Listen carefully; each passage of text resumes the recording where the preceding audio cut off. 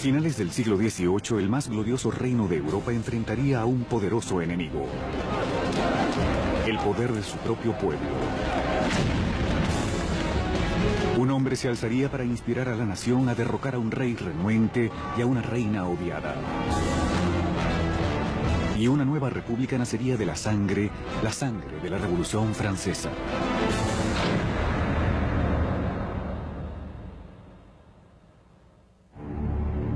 ...1794... la prisión de la Conciergerie, una fortaleza impenetrable en las riberas del Sena. Húmeda e infestada de ratas, se le conocía como la antesala de la muerte. Adentro, la voz de la joven nación está a punto de ser silenciada. Mientras cortan su cabello y desnudan su cuello para la cuchilla de la guillotina, Maximiliano Robespierre se prepara para pagar el precio por el cataclismo que ha generado: la explosión de eventos que se convirtieron en la Revolución Francesa. La Revolución Francesa fue ese momento extraordinario cuando el pueblo comenzó a creer que podía realmente rehacer todo en la sociedad, que no solo podían cambiar las políticas y las instituciones, sino la propia naturaleza humana mediante la acción política. La Revolución Francesa realmente constituye la encrucijada del mundo moderno, donde todo comenzó a cambiar de rumbo. La revolución hizo que el mundo feudal le volviera la espalda a la tradición aristocrática y trazara un nuevo y violento curso hacia el futuro.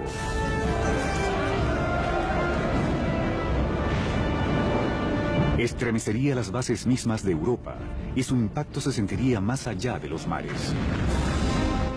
La Revolución Francesa es el evento más importante en la historia occidental. Existen otros que podrían rivalizar con ella, como la Revolución Industrial, pero como un evento aislado no puedo imaginar ninguno más importante. Fue la revolución que más cosas modificó. Si consideramos que se deshizo de la Iglesia Católica, del cristianismo, de la nobleza y del rey, se deshizo de todas estas cosas. La Revolución Francesa traería alimento a los pobres, democracia a Francia y establecería un nuevo orden social. Pero el progreso tendría un costo. Fue un momento de extraordinarias esperanzas y ambiciones que luego se convirtió en la más horrenda tragedia. Ahora herido y derrotado, solo 2 días antes, Robespierre se mostraba triunfante presidiendo la mayor y más sangrienta revolución conocida en Europa.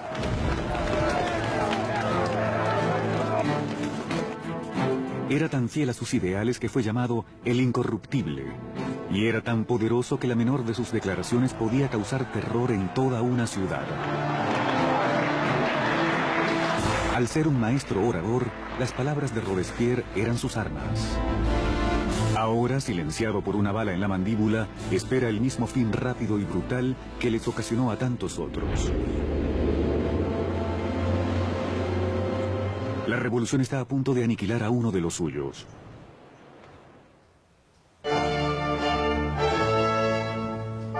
En un día primaveral de 1770, nadie podía prever los turbulentos tiempos que se avecinaban.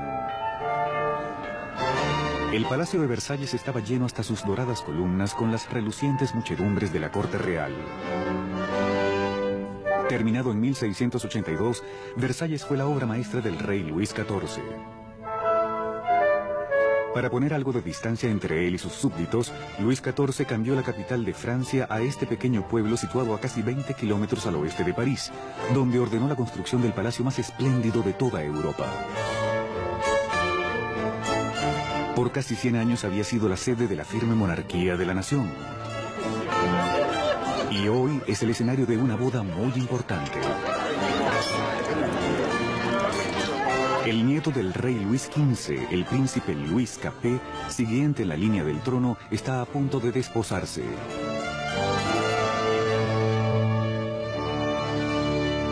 Con solo 15 años en el día de su boda, Luis Capet se muestra tímido y vacilante, y con pocas de las características esperadas de un futuro rey, y menos aún de un esposo.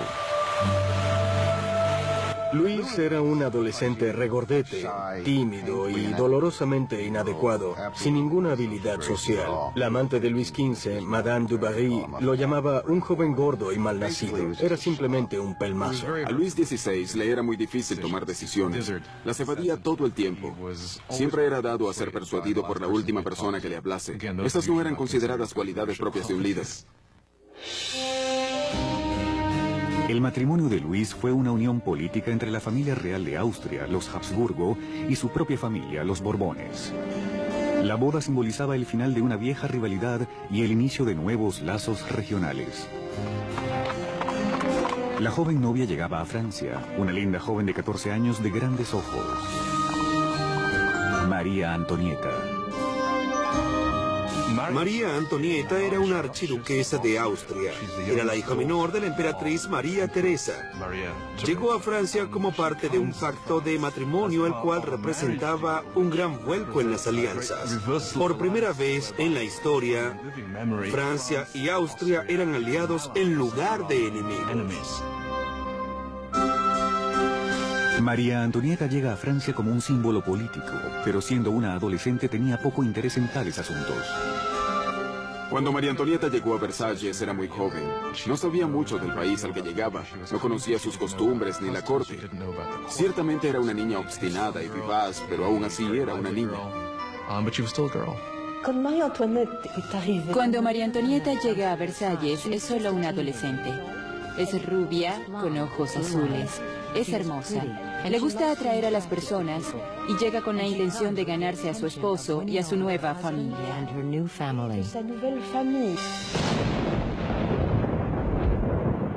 En la noche de la boda hubo una tormenta agorera. Pero adentro, la grandiosidad de la ceremonia ilumina el palacio cuando los recién casados se dirigen a la alcoba real.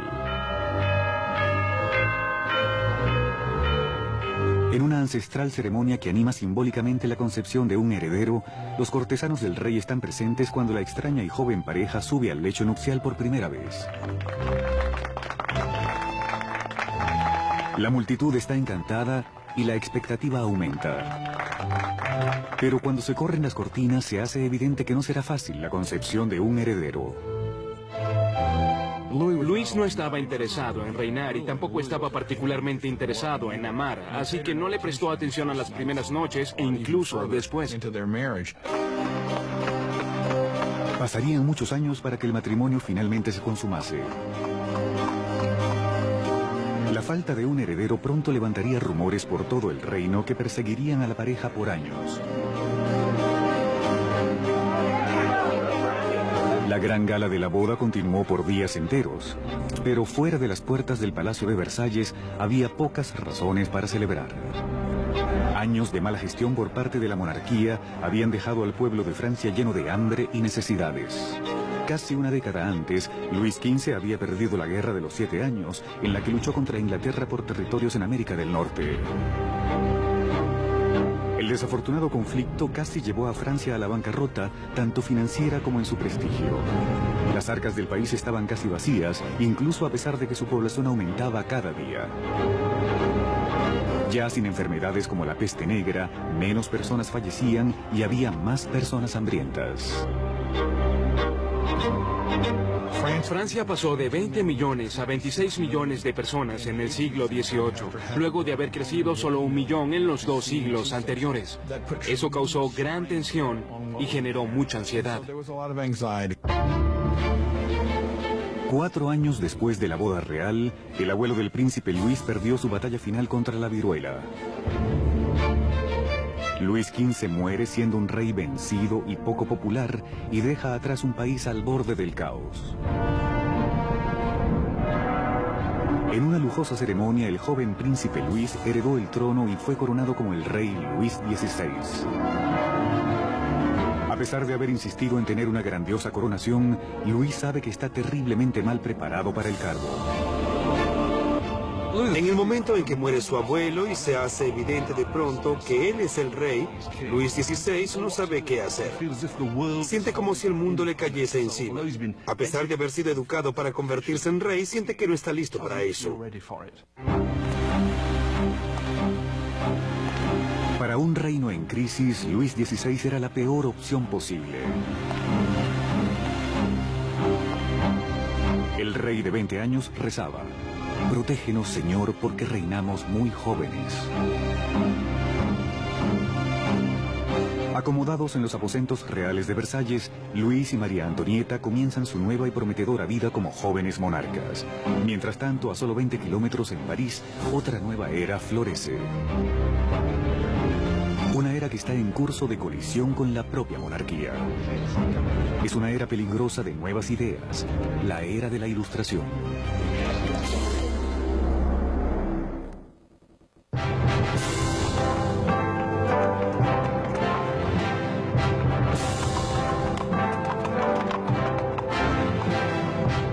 Al acercarse el carruaje real a la prestigiosa Universidad Louis le Grand en París, las muchedumbres se acercaban para ver a la realeza.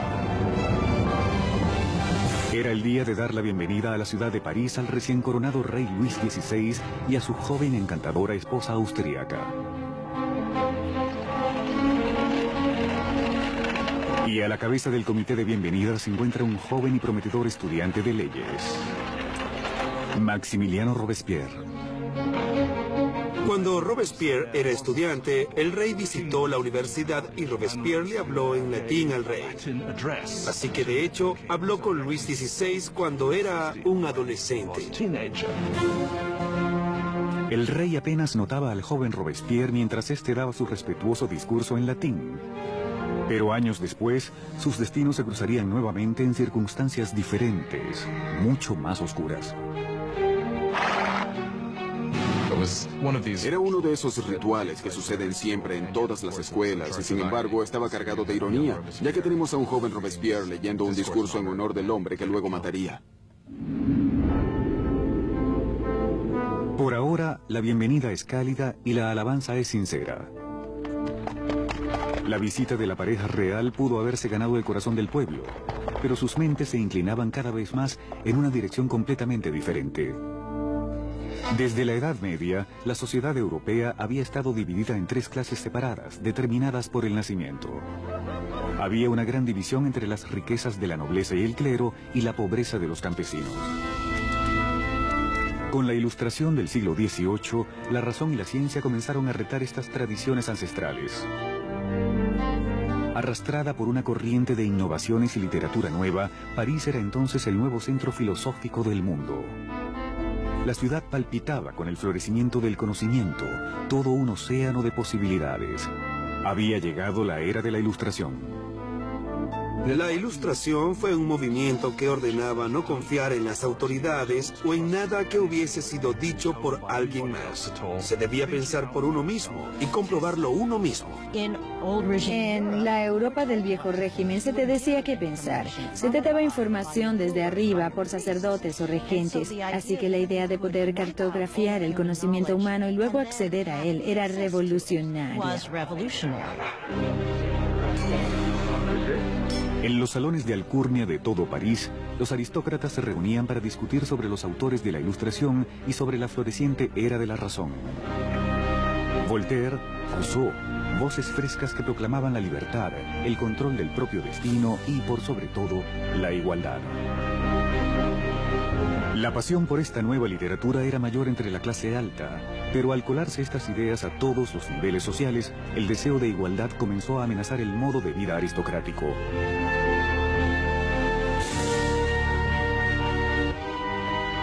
Lo realmente peligroso era que con el tiempo se cuestionaría la razón de que los aristócratas fuesen privilegiados. ¿Por qué es el mundo como es? ¿Podemos cambiarlo para hacerlo un lugar mejor? ¿No es posible el progreso? Todo eso terminaría por minar la idea de que la monarquía, la aristocracia y la jerarquía eran naturales.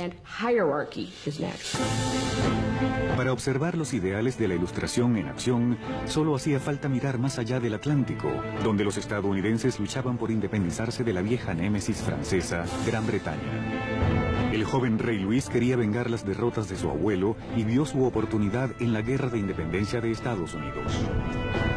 Luis aportó un total de 2.000 millones de libras a la causa, suficientes para alimentar y guarecer a 7 millones de franceses por un año. Esa inversión marcaría el inicio del colapso financiero de Francia. Estados Unidos causó la bancarrota de Francia, ya que la deuda que adquirió la monarquía francesa para luchar en la guerra de independencia estadounidense resultó ser crucial en la situación financiera de esta monarquía, pues no podían pagarla. Mientras Luis enviaba dinero y tropas a través del Atlántico, María Antonieta se ocupaba de contraer sus propias deudas. La vida en Versalles era una interminable rutina de formalidades y rituales arcaicos. Había ceremonias para despertar al rey y a la reina, para vestirse, cenar e ir a la cama. Para no aburrirse entre todos estos rituales, María Antonieta aumentaba una colección de piezas de moda cada vez más extravagantes. María estaba obsesionada con la moda, en especial esos peinados de torre de casi 1 metro de alto que tomaban horas en realizarse y que adornaban con toda clase de frutas y objetos. Para muchas personas, estas costumbres eran obscenas y representaban todo lo que había de malo en ella, en Versalles y en aquella cultura. María Antonieta se entretenía con las habladurías de la corte, con juegos de azar y organizando obras de teatro. Al acumularse sus gastos, se ganó el apodo de Madame Déficit. A María Antonieta la apodaron Madame Déficit, ya que el país estaba en caos económico y ella continuaba gastando en vestidos, zapatos y joyas como si nada pasara. Era la Imelda Marcos de su tiempo. De todas las deudas que contrajo María Antonieta, la mayor era la que tenía con su país, un heredero al trono. En 7 años de matrimonio, Luis y María no habían tenido hijos. María Antonieta se encontraba en una posición cada vez más humillante. El trabajo de la reina es producir un heredero varón al trono. Era absolutamente esencial que hubiese un hijo. Durante ese tiempo las personas la criticaban y estaban insatisfechas. Decían, el rey nunca debió casarse con esta archiduquesa austríaca en primer lugar y ahora ni siquiera puede darle un heredero al trono. María Antonieta estaba desesperada. El apetito de Luis por la comida era evidente. Pero el sexo, a todas luces, no estaba en el menú. Il y a toute une correspondance entre l'ambassadeur d'Autriche et la... María Teresa, la madre de María Antonieta, se preguntaba, si una joven tan hermosa como mi hija no puede motivarlo, ¿qué está sucediendo? Luis XVI y su joven esposa María Antonieta no habían podido concebir por 7 años, y esto empañaba el comienzo de su reinado.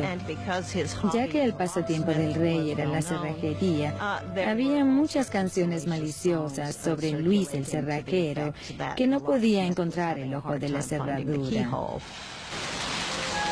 El desinterés de Luis por el sexo era percibido como una falta de bríos como rey. Finalmente, luego de un año de frustraciones y presiones de la corte, a Luis se le diagnosticó una condición tratable conocida como fimosis. Luis tenía una deformidad que hacía la excitación extremadamente dolorosa, por lo que no se consumó la unión hasta que se realizó el procedimiento quirúrgico para corregirla. Pero le tenía terror al procedimiento, por lo que tomó años convencerlo. Cuando finalmente lo hizo, listo. Luego de una simple cirugía, la pareja pudo tener a su primera hija, María Teresa. Pero el daño que sufrió la imagen de María Antonieta durante años no podía borrarse fácilmente. Desde comienzos de la década de 1780 habían circulado libelos por todo el país con sátiras pornográficas del rey y la reina. Panfletos obscenos hacían burla de la impotencia de Luis y presentaban a María Antonieta como una ramera en una corte libertina y decadente. La imagen de la monarquía en el pueblo se deterioraba debido al empeoramiento de la situación en el campo. Una serie de malas cosechas y la desregulación habían elevado el precio de la harina, generando una escasez del propio corazón de la dieta francesa, el pan. Pero las privaciones naturalmente acababan en las puertas de Versalles. Mientras la pareja real continuaba viviendo extravagantemente, las quejas quedaban en el papel. Una queja fue llevada directamente a la corte real. ¿Sabe por qué hay tanta gente necesitada? Porque su lujuriosa existencia devora en un día el sustento de 1000 hombres. El hombre tras esta queja, el mismo joven que solo pocos años antes alabó al rey y a la reina luego de su coronación, Maximiliano Robespierre. Con él, el pueblo pronto ganaría una voz que pedía libertad, igualdad y revolución.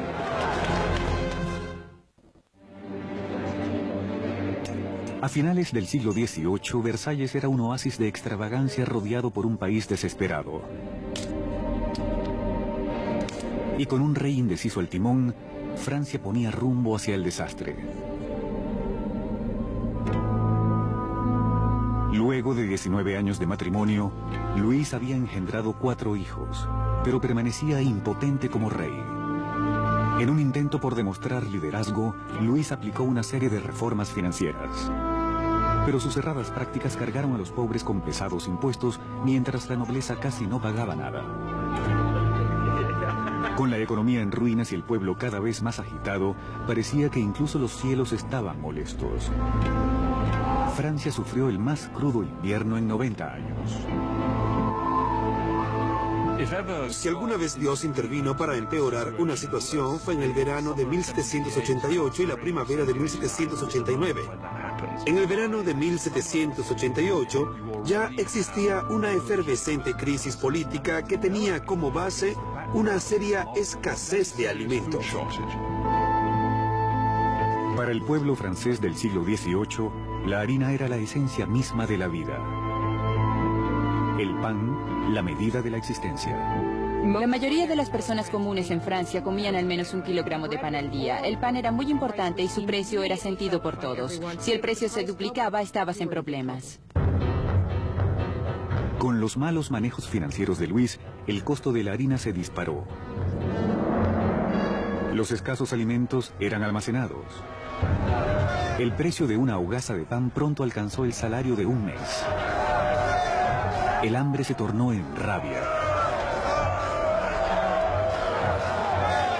Estallaron disturbios en toda Francia. Robaban los hogares. Las panaderías eran saqueadas y los panaderos sospechosos de acaparar el pan eran linchados en el sitio.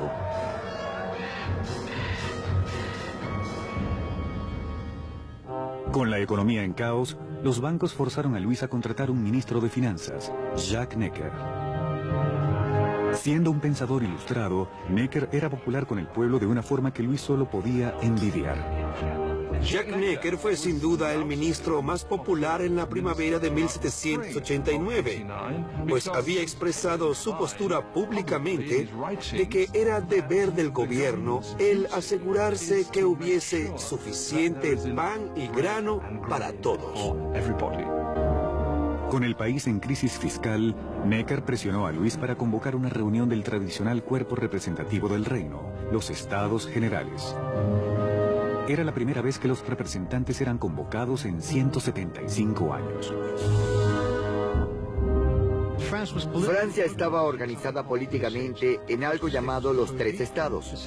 El primer estado era el clero, el segundo era la nobleza y el tercer estado eran todos los demás. Según cálculos actuales, los 2 primeros estados ocupaban 3% de la población y el tercer estado el 97% restante. Mucha gente sentía que era muy injusto para el tercer estado, que contenía la mayoría de la población, tener solo 1/3 de los diputados. Sentían que era muy injusto que se tratase de un parlamento de 3 cámaras donde 2 de ellas, la nobleza y el clero, podían siempre vencer a los terceros. 4 de mayo de 1789. Un joven y hábil abogado y político llegó a Versalles. Maximiliano Robespierre llegó como diputado ante los Estados Generales para luchar por una voz justa para el pueblo que representa el tercer estado. Siendo un huérfano de la provincia, Robespierre se había hecho un académico gracias a una prestigiosa beca, llegando a ser un orador elocuente. Su apariencia era impecable. Nunca tenía un cabello o una frase fuera de lugar. En su pueblo natal de Arras, las ideas de la Ilustración que había absorbido en los salones de París encontraron una voz poderosa en él como abogado de los oprimidos. Para cuando regresó y comenzó a practicar como abogado, ya estaba leyendo mucha literatura ilustrada. Durante su práctica en Arras, Robespierre trató de llevar las ideas de la ilustración a los casos que defendía. En los estados generales, Robespierre y sus colegas demandan que la nobleza y el clero paguen impuestos. Pero Luis se siente amenazado por el creciente radicalismo del tercer estado. Entonces, el 20 de junio, luego de un punto muerto de 6 semanas, los diputados llegan para encontrar que están siendo silenciados. El 20 de junio, cuando los diputados llegan a su reunión y encuentran las puertas cerradas, sospechan un complot. Fueron al lado, a lo que llamaríamos una cancha de tenis, pero que en realidad era de balonmano. Se reunieron y juraron que no dejarían de reunirse hasta tener una nueva constitución. Los diputados se declararon a sí mismos como una nueva Asamblea Nacional, los verdaderos representantes del pueblo de Francia. El juramento de la cancha de tenis es uno de esos grandes momentos simbólicos de la Revolución Francesa. Tenemos a estas personas reunidas en ese espacio abierto de la cancha de tenis, alzando sus manos en una especie de saludo romano. Para la Asamblea Nacional fue un momento en el que comprendieron su poder y dignidad y supieron que realmente podían desafiar al rey de Francia. En un acto revolucionario de desafío, nace la Asamblea Nacional. Llegaría a ser una comunión de voces de todo el país, un cuerpo parlamentario que promulgaba la voluntad del pueblo. Pero quitarle poder al rey no sería tan fácil como firmar una simple proclamación. Estas tempranas victorias que ocurrieron en Versalles eran de papel y no tenían nada para respaldarlas. El temor que se apoderó de los diputados en Versalles a medida que se acercaba julio era que el rey ordenara a sus fuerzas dispersarlos y luego derrocarlos. A comienzos de julio, 30.000 tropas reales tomaron posiciones alrededor de París. Para defenderse, el pueblo formó una nueva Guardia Nacional. Los alborotadores saquearon las armerías de París y se llevaron más de 28.000 mosquetes. Lo único que faltaba era la pólvora, pero sabían exactamente dónde obtenerla. En el centro de París se erguía un inmenso edificio de piedra, símbolo notorio del régimen feudal. La Bastilla.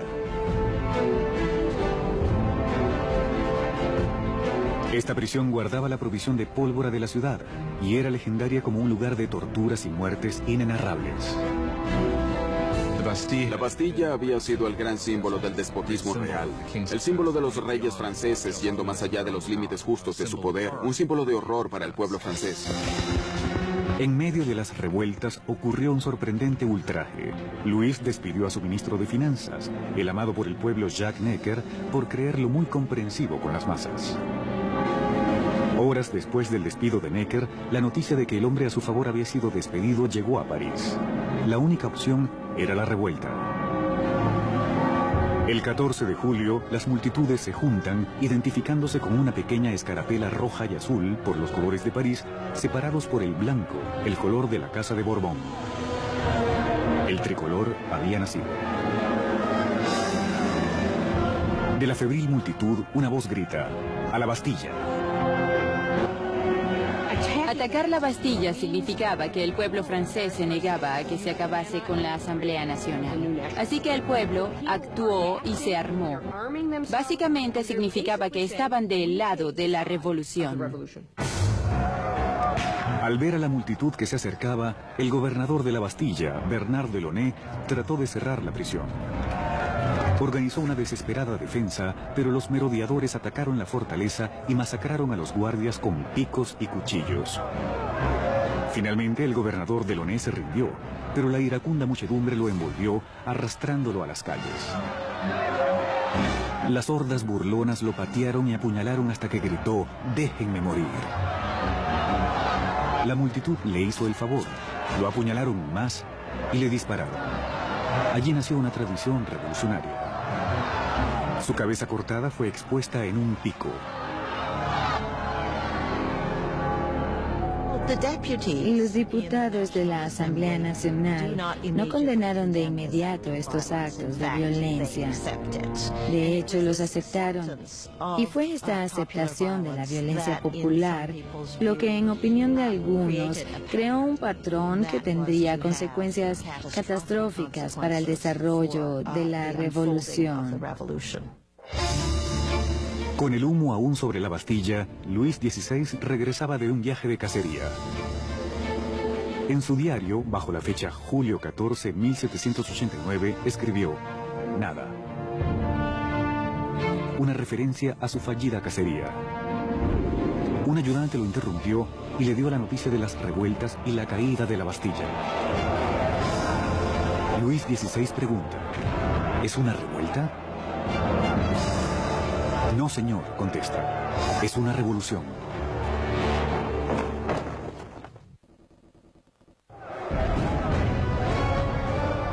La victoria de la Bastilla desató la Revolución Francesa. El pueblo había desafiado a su rey y había ganado. Ya no habría retorno. Como símbolo de la derrota de la tiranía del feudalismo, el pueblo, hombres, mujeres y niños, minó y destruyó la Bastilla con sus propias manos, ladrillo a ladrillo. Comenzaron a desmantelar el pasado. Los franceses comenzaron el proceso de derribar la Bastilla tan aprisa como pudieron. Al carecer de explosivos potentes, esto se hizo muy arduamente, pero con un enorme vigor. Los ladrillos fueron regalados o vendidos como emblemas de la demolición del despotismo. La energía en las calles vigorizaba a la Asamblea Nacional. Se redactó una carta en pocos días llamada Declaración de los Derechos del Hombre. Bajo este nuevo y atrevido documento, las arcaicas distinciones de clases tendrían que ser abolidas y todos los hombres debían ser considerados verdaderamente iguales. La Declaración de los Derechos del Hombre fue un documento promulgado por la Asamblea Nacional. En él se decía que la soberanía pertenecía al pueblo, a la nación. No se mencionaba al rey en ninguna parte. Al redactar este documento, la Asamblea estaba de hecho dándose poder a ella misma. Con la nueva Asamblea Nacional como su vocero, los ciudadanos de Francia se dispusieron a cambiar la propia naturaleza de su mundo. Demandaban una monarquía constitucional, derechos iguales para todos y justicia bajo leyes razonables. Para darles mayor voz a los llamados de revolución, Robespierre exigió mayor libertad de prensa, que había sido amordazada bajo el viejo régimen.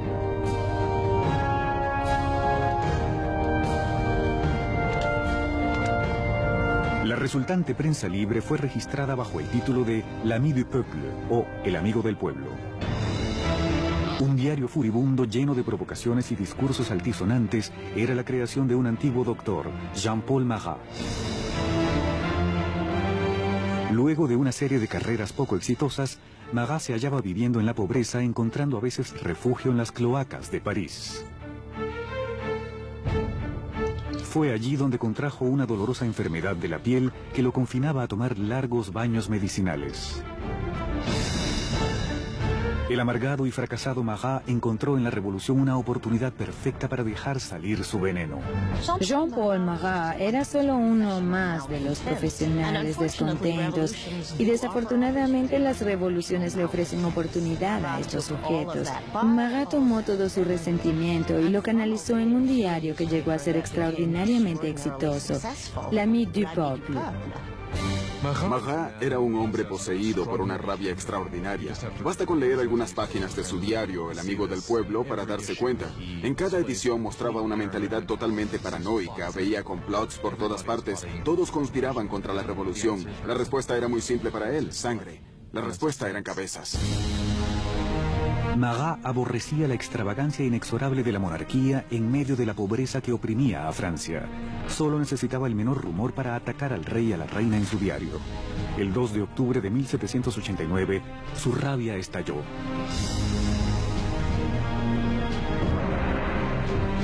La noticia de que el rey había ofrecido una fiesta en Versalles llegó a París.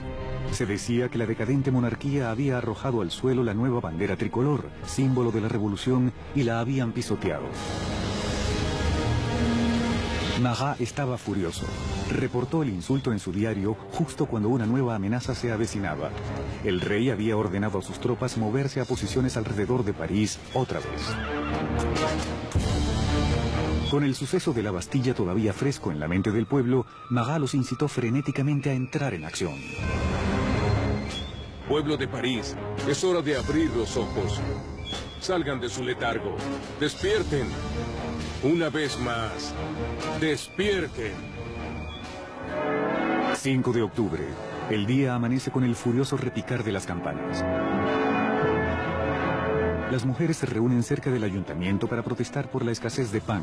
El temor a las tropas reales que se acercan se mezcla con la rabia generada por la noticia de la fiesta ofensiva del rey.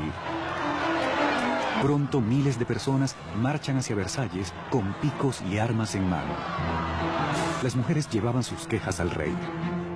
En el corazón de la multitud estaban las famosas Poissardes, las temibles pescaderas de los mercados centrales que eran conocidas por ser fornidas y temerarias. Estaban armadas con enormes cuchillos para limpiar pescado y eran muy musculosas a causa de las cajas que cargaban. Nadie deseaba molestar a estas damas. Estas mujeres eran de las barriadas pobres que se veían afectadas por el alza en el precio del pan y la escasez de los productos. Repentinamente se dieron cuenta de que debían actuar. Es extraordinario que la mayoría no podía siquiera escribir su nombre, y así se hicieron protagonistas de un proceso histórico. En el palacio, la noticia de la multitud que se aproxima llega a la recámara de la reina. La leyenda dice que fue entonces cuando María Antonieta pronunció la frase más famosa que nunca dijo. María Antonieta no dijo, si no tienen pan, que coman pastel. Eso es un mito. María Antonieta, desafortunadamente, quizá nunca notó la pobreza de su país, el tiempo suficiente para decir algo así. Al concentrarse las mujeres cerca de las puertas, Luis se dio cuenta de que la revolución ya no podía ser ignorada. Había llegado a sus puertas. Accedió a firmar la Declaración de los Derechos del Hombre, pero la multitud continuó creciendo durante la noche. En la mañana, 20.000 personas acampaban en las afueras del Palacio Real. Para terminar con los siglos de distancia entre el rey y sus súbditos, las masas furiosas exigen que el rey y la reina se muden a París. Indeciso y débil, como siempre, Luis no responde. Su vacilación provocaría la furia de la multitud y pondría las vidas de la familia real en grave peligro. Al no obtener de inmediato la aceptación de lo que pedían, realmente parecía que iban a masacrar a la reina. La multitud de mujeres entró violentamente al palacio pidiendo a gritos la sangre de la reina. Masacraron a los guardias, los decapitaron y pusieron sus cabezas en picos. Parecían espíritus malignos que gritaban por el palacio, dennos sus entrañas, dennos su cabeza, yo quiero una pierna, yo quiero un brazo. Creo que estaban tan frenéticas que de haberla encontrado la habrían cortado en pedazos.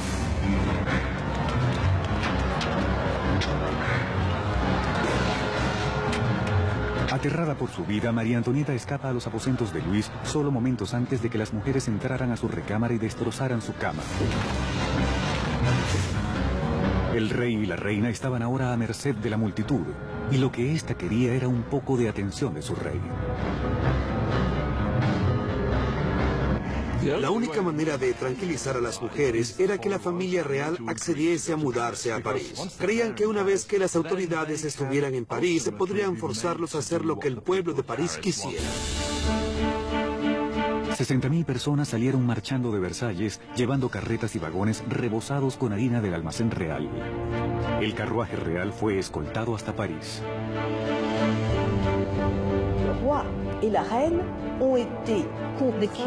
El rey y la reina fueron forzados a ir a París con las cabezas de sus guardias, quienes habían sido masacrados en el palacio y decapitados. Fue un momento de violencia desenfrenada. Maquillaron las cabezas y las desfilaron frente al carruaje del rey y la reina. El rey y la reina tuvieron que instalarse en el Palacio de las Tullerías. Nunca más volverían a estar en Versalles. Una vez que la familia real se mudó a París, fueron de hecho prisioneros de la ciudad. Ellos lo sabían igual que todo el mundo. Había grandes limitaciones en lo que podían hacer. Eran prisioneros de la ciudad capital, no hay duda de eso. Versalles fue abandonado y la asamblea se residenció en París. El poder estaba ahora en manos del pueblo. Francia tendría democracia y nuevas leyes, y una nueva y despiadada forma de justicia aparecería en el escenario de la revolución. La guillotina.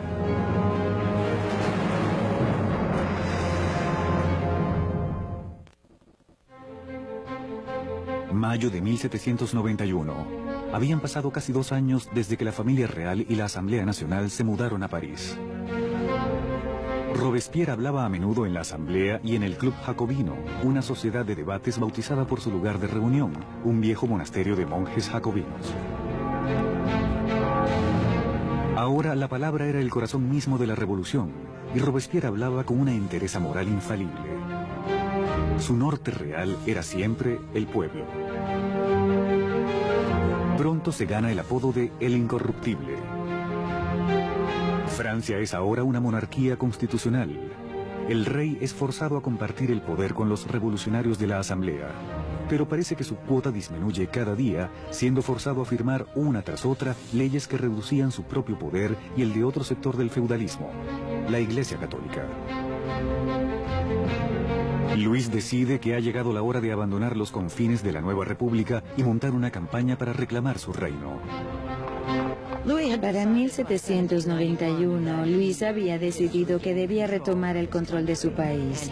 Sabía que solo podría lograrlo con la ayuda de un ejército extranjero, así que su idea era escapar del Palacio de las Tullerías y dirigirse a la frontera más cercana. 21 de junio de 1791, el rey y la reina se disfrazan de sirvientes y, protegidos por la oscuridad, se escabullen del ojo vigilante de París. Realizan un intento mal planeado de escape. Era pasada la medianoche cuando la familia real llegó al pequeño pueblo de Varennes, 160 kilómetros al este de París. Se encontraban cerca de la frontera de Austria, con la seguridad a pocos kilómetros de ellos. Pero su intento de ser libres no llegaría más lejos.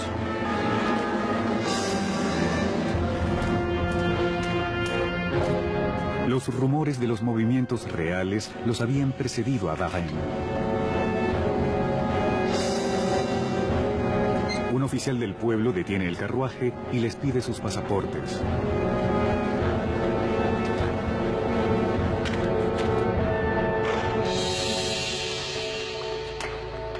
Las sospechas del oficial son confirmadas. Era la firma del propio rey. El pueblerino está sobrecogido ante la vista de su rey. Pero los guardias revolucionarios cercanos no muestran ninguna reverencia por la familia real en fuga. Esperaba que las personas lo reconocieran y que habría una rebelión en su favor. Pero para su sorpresa y horror, no estaban impresionados al reconocerlo. Lo veían como alguien que escapaba y simplemente lo arrestaron y devolvieron a París. La idea de que el monarca había tratado de abandonar a su pueblo fue psicológicamente catastrófica. Esto realmente cortó los lazos entre Luis y sus súbditos. Ahora no solo tenían un rey superfluo, sino que obviamente también era un traidor. Al convertirse la familia real oficialmente en enemigos de la revolución, el poder pasó de Luis, ahora un rey prisionero, a los revolucionarios de la Asamblea. En el centro del gobierno revolucionario estaba Robespierre. Destacaba en el podio, siempre pidiendo libertad, igualdad y fraternidad. Exigía el sufragio universal y el fin de la esclavitud en las Indias francesas occidentales, pero más fervorosamente hablaba en contra de la pena de muerte. En la nueva era de la Ilustración, Robespierre deseaba desechar todos los restos del pasado medieval. Europa había heredado de la Edad Media un macabro repertorio de métodos de ejecución. Muertes crueles y tortuosas por descuartizamiento, la horca, ahogamiento e incineración en la hoguera. Durante el viejo régimen hubo toda una variedad de espantosos castigos. La decapitación estaba reservada a la nobleza y una de las cosas que la revolución quiso desde el principio fue hacer a todos iguales en la muerte. Simbólicamente querían el mismo castigo para todos. A pesar de la oposición de Robespierre, una nueva máquina de la muerte se convierte en el foco de atención en París. Joseph Finias Guillotin, un médico e inventor, ideó una nueva máquina de decapitación, convirtiendo la vieja decapitación en una experiencia humanitaria. El doctor Guillotin describe su nuevo aparato a la asamblea. El mecanismo cae como un trueno, y la cabeza vuela, la sangre brota, y el hombre ya no existe. Siempre a favor del derramamiento de sangre, el periodista Marat imprime un entusiasta discurso en su diario anunciando el nombre del nuevo aparato: la guillotina. Pronto se ganaría el apodo de la cuchilla nacional. Los revolucionarios franceses creían en los valores humanos. Creían que no debía causarse sufrimiento innecesario. Y lo que les atraía de la guillotina era su rapidez. Además era eficiente. Y hasta donde podemos saber, ya que nadie ha regresado para contarlo, era indolora. La guillotina silenciaría a los enemigos internos de la revolución, cualquier sospechoso de conspirar para regresar al rey a su trono. Pero eran los enemigos que rodeaban a Francia los que más le preocupaban a la asamblea.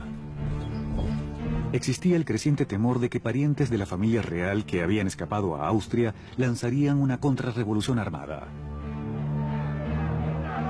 La asamblea decide hacer un ataque preventivo, una declaración de guerra a Austria. Pero Robespierre se opuso. Robespierre era una de las voces solitarias que se oponían a la guerra por pensar que el enemigo la ganaría. Temía que el país no estuviese listo, que no contase con un ejército capaz de derrotar al enemigo y que el enemigo, por lo tanto, podría invadir y destruir la revolución.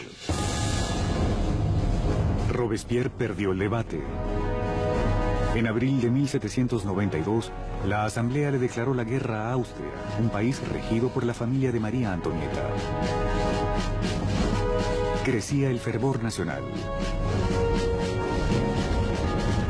Si Austria derrotaba al ejército revolucionario, Luis sin duda reclamaría su trono. Y se sospechaba que María Antonieta ayudaba al enemigo al mantener correspondencia con sus familiares en Austria, revelando los movimientos de las tropas francesas con cada trazo de su pluma. Mientras tanto, el rey y la reina fingen adherencia a la revolución.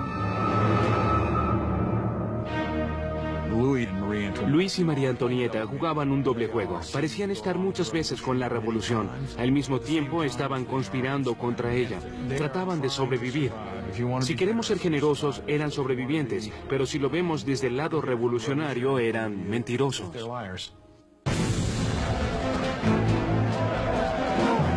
Mientras el ejército francés sufría grandes bajas en la frontera, llegó a París la noticia de que el aliado de Austria, Prusia, se había unido a la invasión. Las tropas enemigas se movilizaban bajo las órdenes del duque de Brunswick, un general prusiano. La atmósfera en París estaba tensa. De pronto, los diarios parisinos imprimen una carta del duque de Brunswick. El manifiesto amenazaba con destruir París si sus majestades, el rey o la reina, sufrían algún daño. Pero esta amenaza tuvo el efecto contrario. 10 de agosto de 1792, 27.000 ciudadanos armados, animados por la furia contra el manifiesto, se dirigen al Palacio de las Tullerías y atacan salvajemente a los guardias del rey.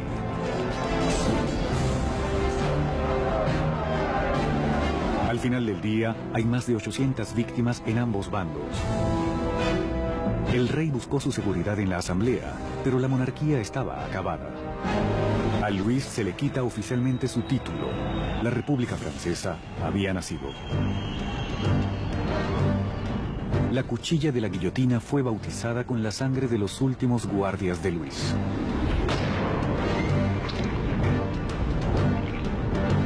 Y Robespierre, antes acérrimo opositor de la pena de muerte, ha cambiado de parecer. El nacimiento de la República solo podía comenzar con la muerte de un rey. El nuevo y escalofriante aparato del doctor Guillotin pendía sobre París como una advertencia. Era la pena por desafiar las leyes y el orden revolucionario. Había sido bautizado con la sangre de los guardias reales y pronto acabaría con el propio rey. Para agosto de 1792, el rey había sido depuesto y la familia real estaba en prisión. Robespierre y sus jacobinos se enfrentaban con el sector del moderantismo de la Asamblea, los girondinos, por el control del gobierno nacional. Pero en las calles de París existía un nuevo movimiento político. Como símbolo del rechazo a la tradición aristocrática, los ciudadanos comunes se rehúsan a utilizar los bombachos hasta las rodillas o culottes de los aristócratas. Se hacían llamar los sans-culottes o los sin bombachos. Los sans-culottes se consideraban a sí mismos como el verdadero pueblo francés. No eran los más pobres. Eran más bien artistas o tenderos, cosas así. Eran personas que al menos podían trabajar con sus manos. El no vestir los bombachos era para los sans-culottes un símbolo de no ser un aristócrata, de no poseer grandes riquezas, de ser una persona común del pueblo. Los sans-culottes tomaron el control del gobierno de la ciudad de París, mientras los jacobinos y los girondinos conducían al país desde la Asamblea Nacional, ahora llamada la Convención. La Convención intentaba comandar el asediado ejército francés que rápidamente perdía terreno ante Austria y Prusia. Mientras luchaba contra los enemigos en la frontera, el gobierno revolucionario también se enfrentaba a los enemigos internos. Traidores realistas que podrían entregarles París a los invasores. Más de 1000 personas son arrestadas y puestas en prisión. Sacerdotes, periodistas, hombres y mujeres comunes. Robespierre se concentraba en la crisis interna, pero su amigo, el ministro de Justicia, Georges Danton, motivaba a jóvenes y viejos a unirse a la guerra en la frontera. Era gregario y altisonante, al contrario de Robespierre. Pronto el nombre de Danton se escuchaba en todo París. Danton es un personaje casi irreal, un hombre lleno de vida y ampuloso, gran bebedor y Casanova que se consideraba de las clases altas y educadas, pero que realmente era un hombre que, al contrario de Robespierre, podía identificarse físicamente con la clase trabajadora. Al acercarse el enemigo, la furibunda retórica de Danton moviliza al pueblo, inspirando a muchos a unirse al frente. Hubo un momento célebre cuando los ejércitos austríaco y prusiano estaban invadiendo, en el que se puso frente al pueblo de París y les gritó: valor, valor, valor por siempre. La patria se ha salvado. Fue realmente una de las personas que logró movilizar al pueblo contra los invasores. Fue un momento extraordinario. Al unirse al ejército muchos de los hombres sanos y robustos, París quedó indefensa, con las cárceles llenas de prisioneros políticos. Surgió entonces el temor de que estos serían imposibles de contener. Marat hace un sangriento llamado a los ciudadanos revolucionarios para que bajasen a las prisiones y masacraran a los prisioneros. Los ejércitos extranjeros avanzaban sobre París. Si lograban entrar en contacto con todos estos enemigos acérrimos de la revolución en las prisiones, los resultados habrían sido terribles para el pueblo. En la primera semana de septiembre llegaron noticias desastrosas desde el frente. Prusia había tomado Verdun, un pueblo en la vía hacia París. El enemigo estaba a pocos kilómetros. El temor que oprimía a la ciudad alcanzó su punto máximo. Los sans-culottes asaltaron las prisiones y desataron un furioso ataque contra los prisioneros. No dejarían a ningún traidor con vida. Los sans-culottes entraron en las prisiones, en especial aquellas en las que estaban los sacerdotes refractarios, los nobles y los prisioneros políticos, y comenzaron a realizar sus propios juicios sumarios. Eran muy cortos y casi siempre terminaban en masacre. Las mujeres fueron violadas o mutiladas. A los sacerdotes les sacaron las entrañas y a los aristócratas los desmembraron. En una terrible masacre, más de 1.600 personas fueron asesinadas en pocos días. Cuando la noticia de la masacre de septiembre se esparce por Europa, los enemigos de la revolución sienten repulsión.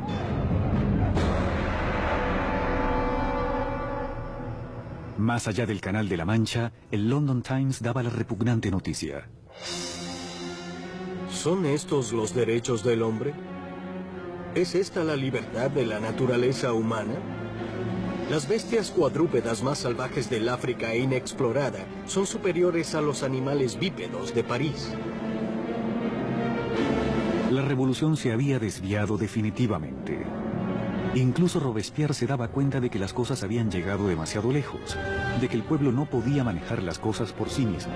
Necesitaban ser guiados, una mano de hierro. Mediante el poder de sus palabras, el incorruptible se alzó como el hombre capaz de guiar la revolución. A pesar de que en un momento Robespierre estuvo a favor de la monarquía constitucional, ahora creía que ya no había lugar para un rey. Se tomó una decisión crucial. Francia llevaría a su propio rey a juicio.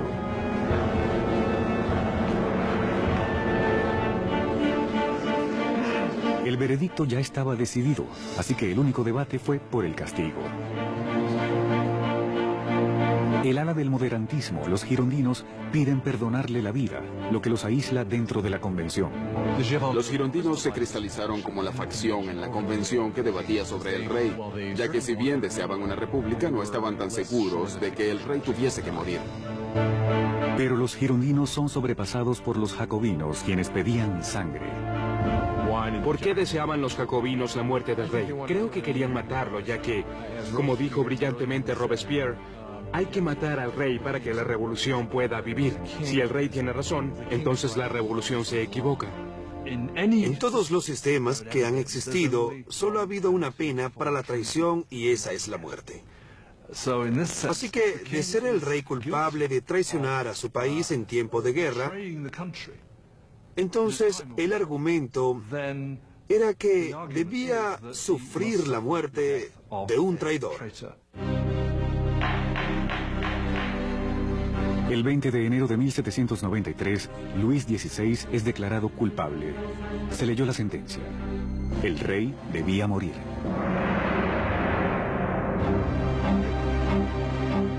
Esa noche se le permitió reunirse brevemente con su familia. Calmado a pesar de las lágrimas de su familia, les promete regresar a la mañana siguiente a darles el último adiós. No lo haría. No podía soportar la angustia de su familia y no podía debilitarse en su camino a la guillotina.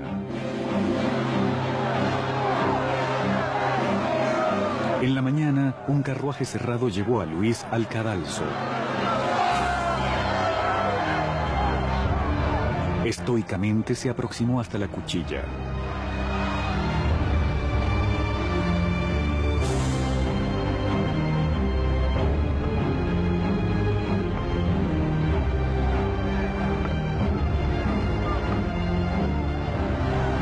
Intentó dar un discurso. Confío que mi muerte será por la felicidad de mi pueblo, pero lloro por Francia y temo que pueda sufrir la ira del Señor. Pero los guardias ahogaron su discurso con los tambores.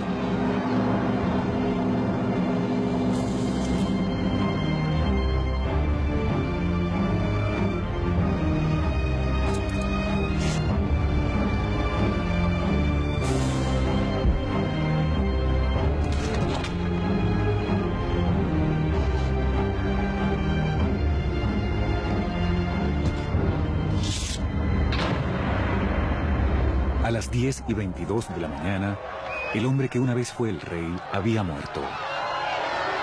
En la prisión, María Antonieta escuchó el disparo de los cañones anunciando la muerte de su esposo y se sumió en la desesperación.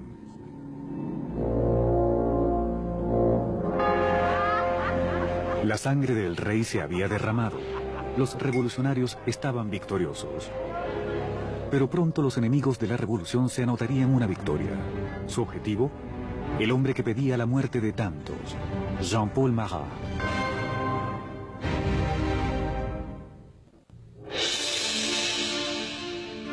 La ejecución del rey Luis XVI constituyó la mayor victoria para los revolucionarios. Un momento de cambio cuando una joven nación, la República Francesa, nacía de la sangre.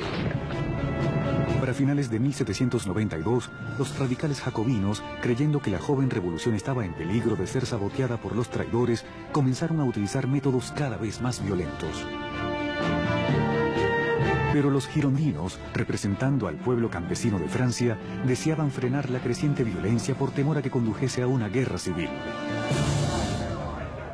Su oponente más visible, Jean-Paul Marat, contraataca a los girondinos con tirajes furibundos de su diario, en los que denunciaba a aquellos sospechosos de confabular contra la revolución.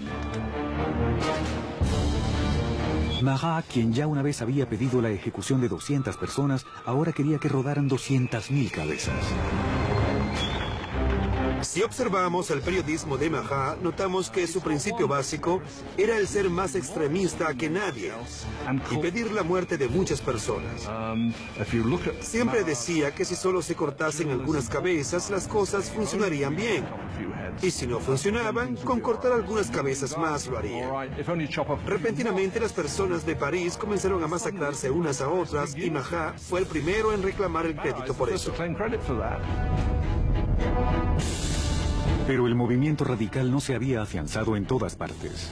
Las personas fuera de París estaban furiosas por la creciente brutalidad de los jacobinos y piden que termine el baño de sangre. Ese mensaje llegó a oídos de la encantadora Charlotte Corday, una joven y determinada mujer de las provincias. Charlotte Corday era una persona común de la ciudad de Caen.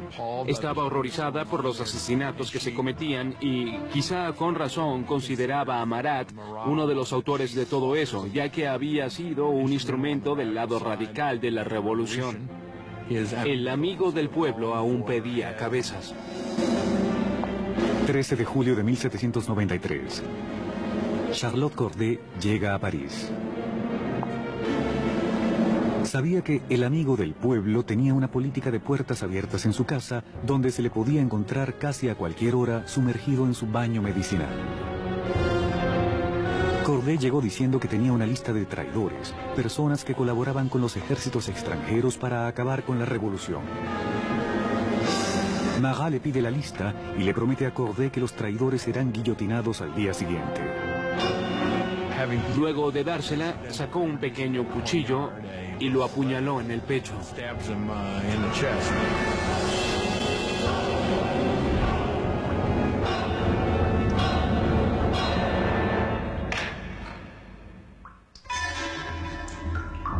El llamado amigo del pueblo murió instantáneamente.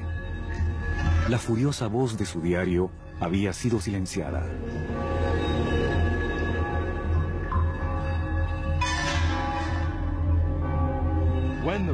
Cuando la revolución se tornó sanguinaria, era muy fácil decir que era culpa de Marat. Eso afirmaban aquellos que lo odiaban o temían.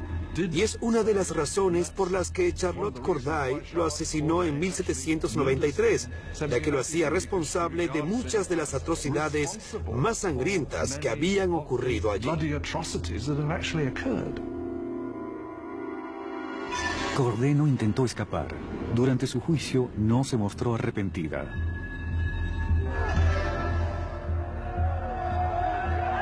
¿Qué esperaba lograr al asesinar a Marat? Paz. Ahora que está muerto, la paz regresará a mi país. Charlotte Corday fue ejecutada rápidamente y su sueño de paz murió con ella. Había matado a Marat el hombre, pero había creado a Marat la leyenda. Su muerte fue ilustrada por el pintor revolucionario Jacques-Louis David. Se convirtió en un mártir. casi en una figura religiosa. Había personas que le ofrecían oraciones, cosas como Corazón de Jesús, Corazón de Mahat. Hubo una escena durante su funeral donde la bañera en la que fue asesinado fue colocada en el altar, casi como si fuera un crucifijo. Si observa la pintura de la muerte de Mahat hecha por David, se ve claramente que el cuerpo de Mahat está cubierto de la misma manera que el de Cristo en las representaciones clásicas de la piedad y el descenso de la cruz. Así que obviamente se identificaba a Mahat con Cristo. Mahat representaba al nuevo tipo de Dios de la República Radical. Robespierre estaba celoso de la adoración que le brindaban a Marat, pero siempre pragmático, volcó su atención hacia los asuntos más urgentes. A pesar de que Marat había muerto, aún había otros que deseaban sangre. Sangre real. La Conciergerie. La oscura antesala de la muerte. 8 meses después de la ejecución de su esposo y a solo pocos días de la muerte de Charlotte Corday, María Antonieta es encerrada allí en una horrible celda, completamente sola.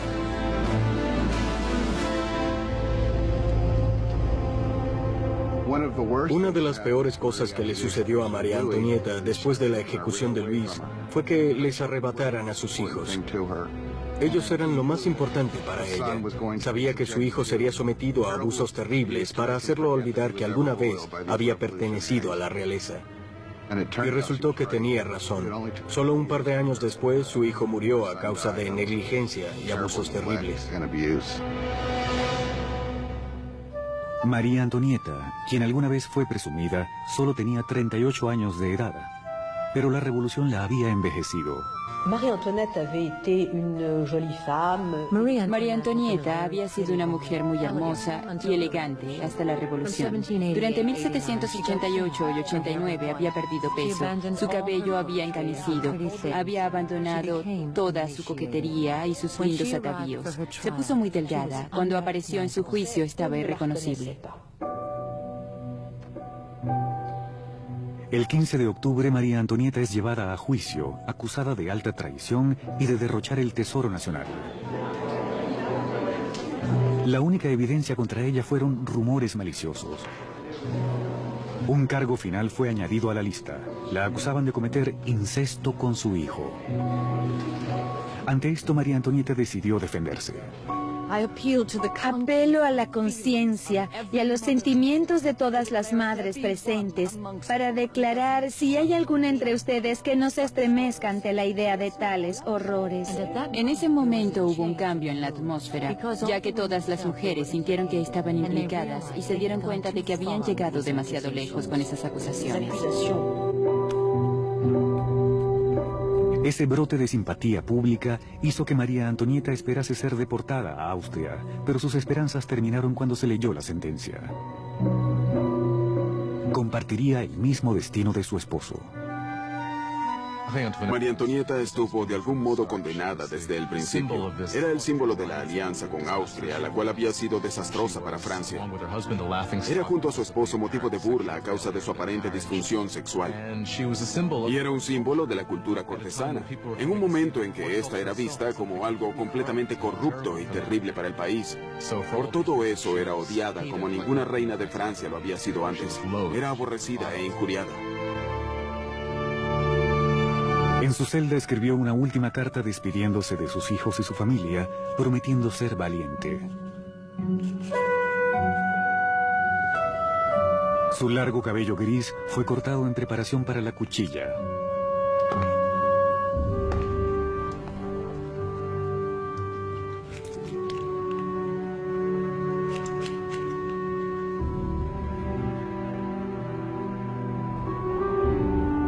Sus manos estaban fuertemente atadas. Esperaba ver un carruaje para ser escoltada fuera de la prisión, pero en su lugar encontró una carreta para criminales comunes. Cuando fue llevada para su ejecución, esperaba tener el mismo trato que el rey, que estaría en un carruaje cerrado para que la multitud no pudiese atacarla. Pero la colocaron en una carreta abierta, donde la gente podía gritarle toda clase de cosas horribles y amenazas terribles. Siendo solo una sombra de la soberana que alguna vez fue, María Antonieta mantuvo su dignidad real mientras se sentaba en la carreta abierta y era desfilada por las calles de París.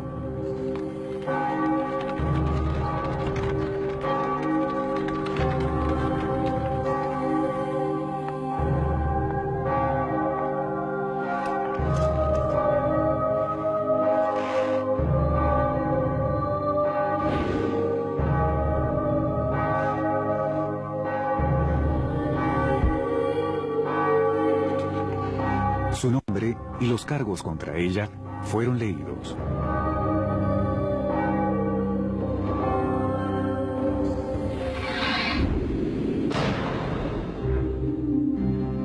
La última reina de Francia estaba muerta. Varios días después, luego de incontables ejecuciones, los miembros de la Convención Nacional se dieron cuenta del desperdicio inútil de vidas al ver que muchos de sus colegas eran víctimas de la guillotina. Danton expresó: la revolución es como Saturno, devora a sus propios hijos. Y agregó: la revolución, mis amigos, no puede hacerse con agua de rosas. El derramamiento de sangre apenas comenzaba.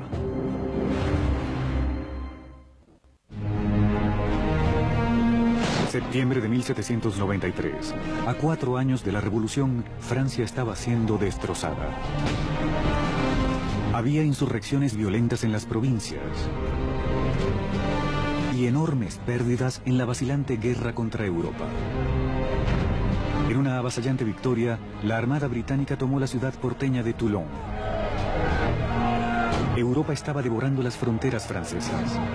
Francia era el país más extenso de Europa Occidental y el que poseía mayor población.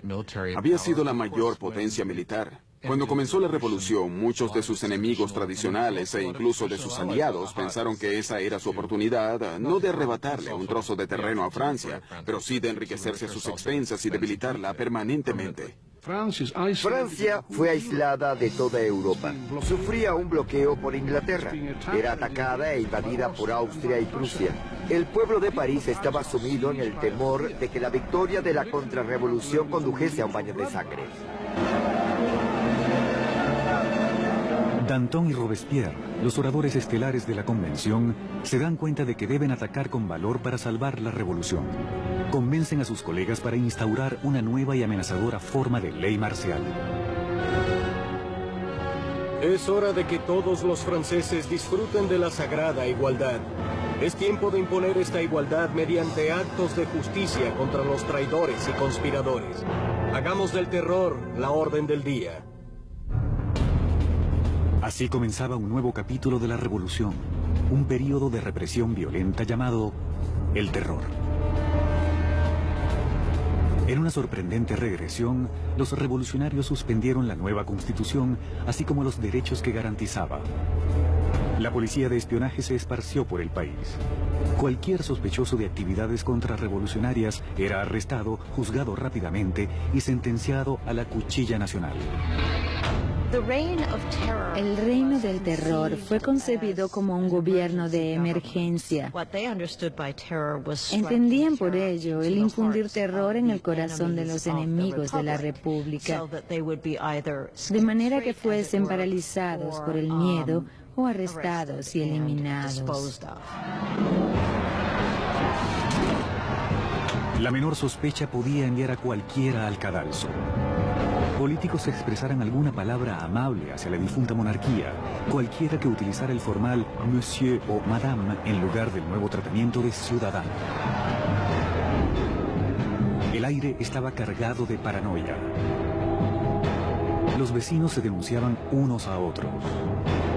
El incesante sonido de las carretas de criminales se escuchaba por las calles de París. La ejecución estaba en las cabezas de todo el mundo, ya que sabían que en París había policías espías por todas partes. Se colocaban en las filas para el pan, escuchando lo que las mujeres decían y denunciándolas si no les gustaba lo que oían. Podían entregar a una persona no solo por quejarse del precio del pan, sino por no ser lo suficientemente entusiasta sobre el rumbo que estaban tomando las cosas y los éxitos de la revolución. Así que casi cualquier comentario podía meterlos en problemas. La convención organizó un tribunal revolucionario que realizaba juicios y ejecuciones con despiadada eficiencia. Para consolidar su poder, formaron un consejo de 12 hombres llamado Comité de Seguridad Pública. Al final el poder debía delegarse en un grupo más pequeño, y ese grupo fue el Comité para la Seguridad Pública. Fue un grupo de 12 personas que realmente gobernaron Francia como una dictadura colectiva. La maestría oratoria y visión revolucionaria de Robespierre pronto lo convirtieron en la temible voz guía del comité. Y esa voz pedía más sangre.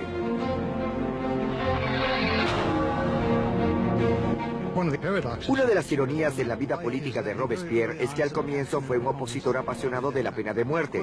Esto pesó contra él después, cuando se hizo un apasionado defensor del terror y la guillotina. Nunca respondió a esos reclamos, excepto para decir, bien, los tiempos cambian. La revolución había endurecido a Robespierre. Antes un ferviente defensor de la libertad de prensa, ahora reinstauraba la censura, un vestigio del viejo régimen. Con la iglesia ya bajo ataque, no se opuso a la propuesta hecha por uno de los revolucionarios más radicales, Jacques-René Hébert, quien propuso un nuevo programa, la descristianización. Cuando la crisis de la guerra y las rebeliones internas alcanzaron su apogeo, la gente comenzó a pensar que la raíz de todos los problemas eran los sacerdotes y la religión, y que lo que debían hacer para resguardarse de los enemigos de la revolución era destruir el poder de la Iglesia católica. La religión solo es superstición y fanatismo, así que todo cuanto debían hacer era deshacerse de todo eso por completo. Las calles que tuviesen la palabra santo fueron renombradas. Los íconos religiosos fueron destruidos y reemplazados con tributos al nuevo santo, Mahat. La iglesia llegó a ser vista como el enemigo por los revolucionarios radicales. Se despojó de sus altares en las iglesias y catedrales. Rompieron las ventanas, las estatuas fueron destruidas.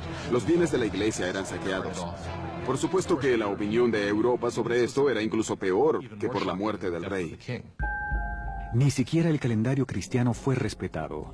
Los años no se numeraban ya a partir del nacimiento de Cristo, sino a partir de septiembre de 1792, el derrocamiento de la monarquía, que pasó a ser el año 1. Los meses se renombraron de acuerdo con las estaciones. Julio se convirtió en Termidor, abril en Floreal. Los meses se componían de 3 semanas de 10 días. El calendario revolucionario fue en realidad diseñado como un arma contra la cristiandad. Era claro que al tener una semana de 10 días, ya no habría domingos, por lo que la gente ya no sabría más qué día era el domingo. Eso era lo que esperaban. El terror se esparció por Francia. Las insurrecciones eran aplastadas con enorme crueldad. En la ciudad de Lyon, donde los contrarrevolucionarios ganaban terreno, el Comité de Seguridad Pública dio un ejemplo brutal. Cientos de rebeldes fueron atados, llevados a los campos y asesinados en masa.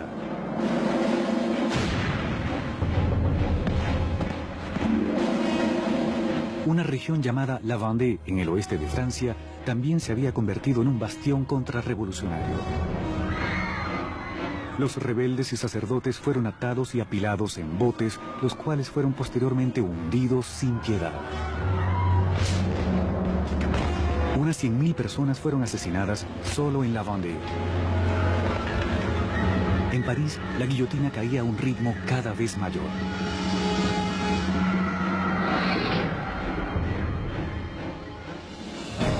Mientras tanto, el ejército francés comenzaba a ganar en las fronteras. Al mando de un joven y brillante comandante llamado Napoleón Bonaparte, el ejército francés obligó a la Armada Británica a realizar una retirada desmoralizadora en Toulon. la revolución estaba de nuevo en alza. Robespierre estaba en la cima del poder. Había acabado con los enemigos de la revolución y asegurado su éxito mediante el terror. Por un tiempo el terror fue muy efectivo para consolidar al país y al gobierno y para luchar en lo que en realidad era una guerra en varios frentes. Al norte y al este contra enemigos extranjeros. También había una guerra civil en La Vendée y otra contra otros revolucionarios que se habían vuelto contra el gobierno de París. El terror había logrado su objetivo, pero no se detenía. Y no lo haría hasta devorar al propio hombre que lo había desatado. Maximiliano Robespierre.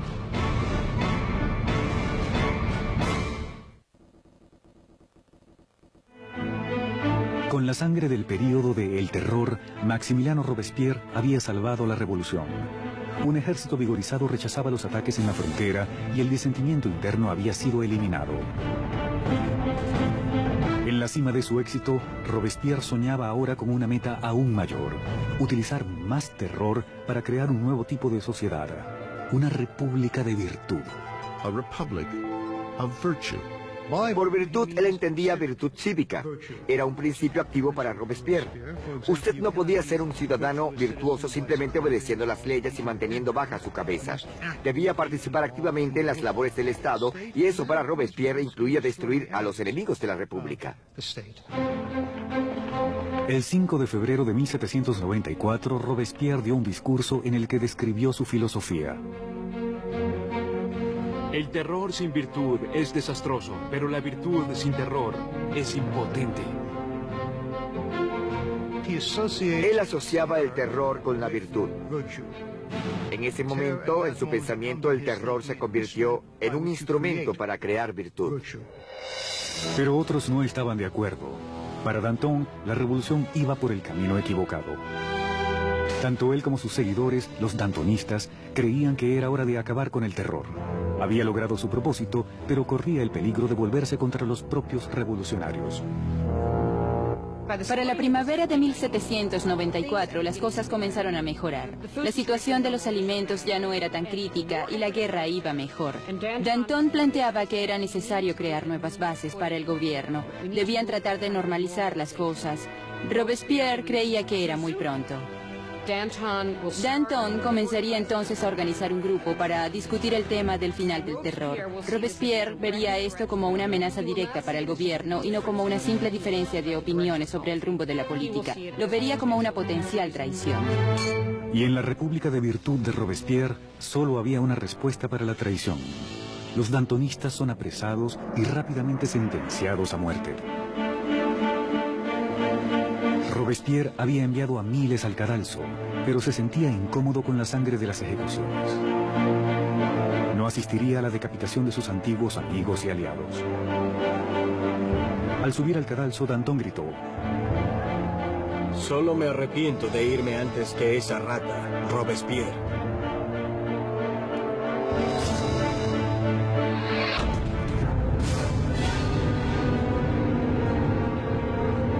Ya sin los dantonistas, Robespierre sumió a Francia en una nueva fase aún más sangrienta y horrible: el Gran Terror. El Gran Terror es el nombre que se le da a la última fase del periodo del terror, desde la primavera hasta el verano de 1794. Es el periodo en el que se incrementaron las ejecuciones y cuando la paranoia, especialmente en París, pero en realidad en toda Francia, comenzó a crecer exponencialmente. Es posible contabilizar el número de ejecuciones hasta llegar a casi 800 por mes en París. Al final era incluso mayor. El verdugo de París estaba más ocupado que nunca. Pero el 6 de junio de 1794, el sonido de las carretas de criminales se detuvo. La guillotina permanecía en silencio. Robespierre había declarado un nuevo día festivo religioso, el Festival del Ser Supremo.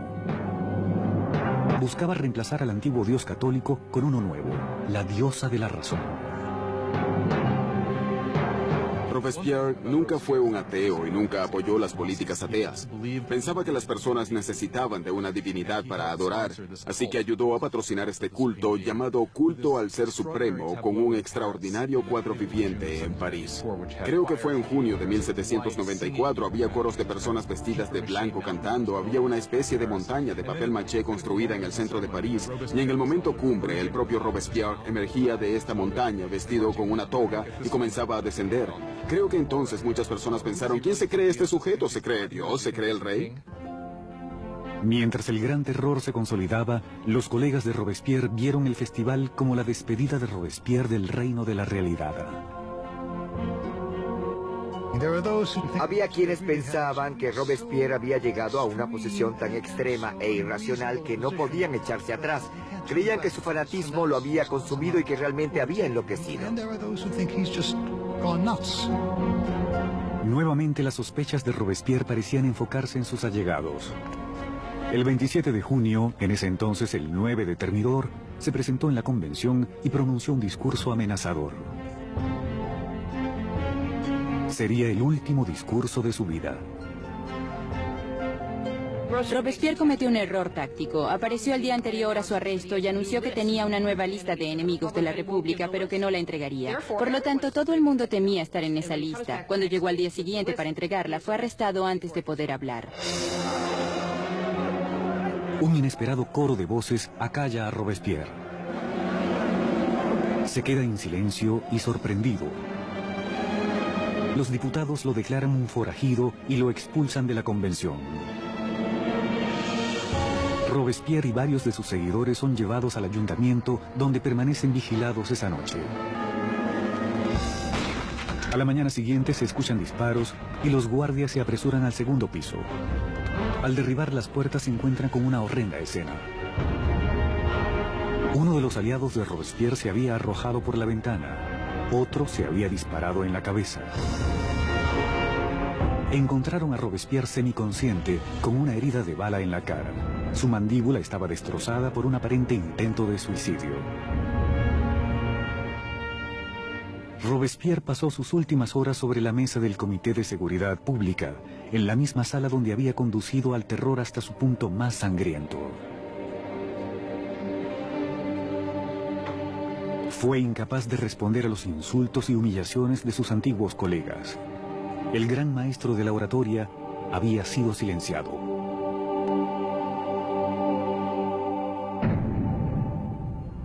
En la conciergerie, donde lo había precedido la última reina de Francia, Robespierre es preparado para la cuchilla nacional.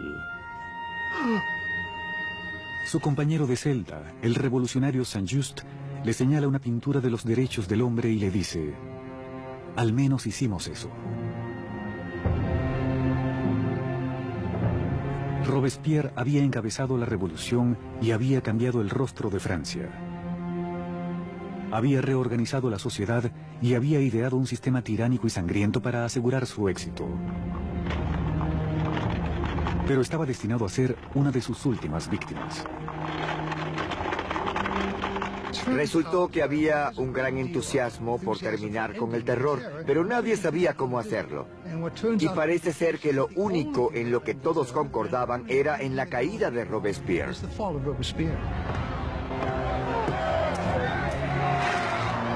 El 27 de julio de 1794, la guillotina cayó sobre el incorruptible.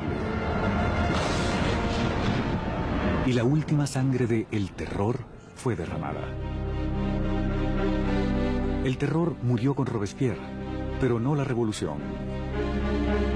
Los derechos del hombre, la democracia, la nueva república, los logros de la revolución sobrevivirían por mucho tiempo a todos los revolucionarios. Francia entraría en un período de incertidumbres, paralizada entre el temor a otra época de terror o, aún peor, a un regreso a la monarquía opresora que la precedió. Luego de 5 años de parálisis, el poder se concentró nuevamente en las manos de un solo hombre: Napoleón Bonaparte. Los historiadores no están de acuerdo sobre el final de la revolución. Algunos creen que murió con la aparición de Napoleón. Otros mantienen que la revolución vivió hasta el siglo XIX y más allá. La revolución fue el primer modelo de un pueblo que tomaba su destino en sus propias manos.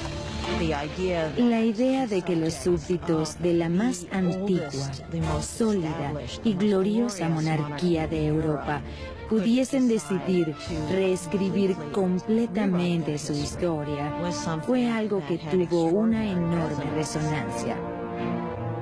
La revolución destruyó el viejo régimen feudal de Europa y cambió para siempre el curso de la civilización occidental. La pregunta que generó la Revolución Francesa fue: ¿cuánta violencia es justificada para lograr una mejor sociedad? ¿Tienen las personas el derecho de derrocar lo que ven como un sistema injusto y sustituirlo por aquel que creen de corazón que es más justo? ¿Cuánta violencia se justifica para lograr eso? Aún enfrentamos esa pregunta. Mientras Robespierre y sus colegas estaban atareados llevando a su país hacia el futuro, muchos de ellos debieron preguntarse cuál sería el resultado final. Más de 200 años después del nacimiento de la República Francesa, el fantasma de Robespierre se cierne sobre las revoluciones, desde Rusia hasta Vietnam y desde China hasta América Latina. Los experimentos franceses con la democracia han inspirado modelos en todo el mundo. Donde quiera que la tiranía surja, el grito de justicia será eterno. Por libertad, igualdad y fraternidad. Por revolución.